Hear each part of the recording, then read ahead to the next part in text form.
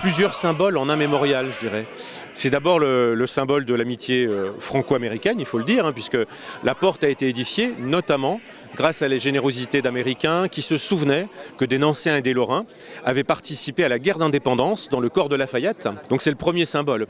Le deuxième symbole, c'est évidemment celui des îles qui s'interpose pour empêcher finalement que des gens s'entretuent au moment de la Révolution. On est en 1790. Donc il se donne sa vie pour empêcher un massacre. Et c'est vrai que d'avoir l'allée Colonel Beltrame quasiment en face du mémorial, c'est ce symbole-là qui, quelque part, est rappelé dans l'actualité d'aujourd'hui.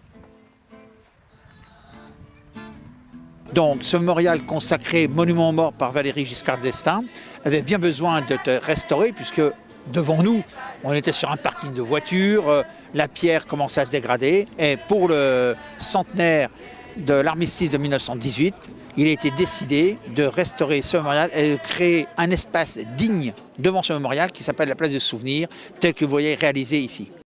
Ces morts pour la France, ce sont nos morts.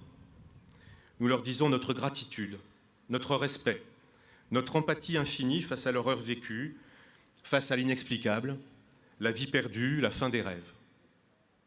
Notre reconnaissance pour avoir défendu la France, ses valeurs, la liberté, l'espérance de paix entre les hommes.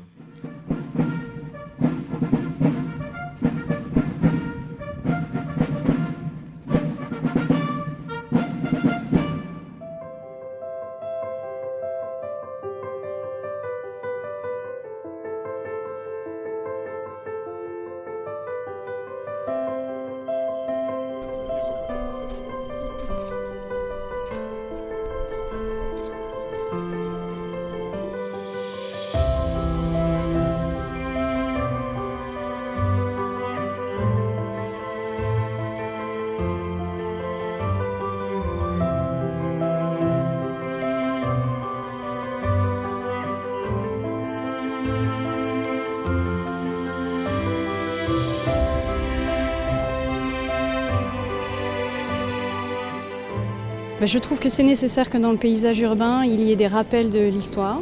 Et je trouve que c'est une très belle initiative. Il est vraiment très beau. Quand on arrive, c'est vraiment, ça vous prend au trip. C'est vraiment formidable. C'était très beau.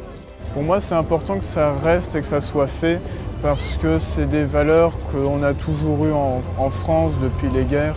Et c'est important de se remémorer ce qui s'est passé, ce qui pourrait de nouveau se produire avec ce qui se passe en ce moment. Et c'est important que ça soit préservé.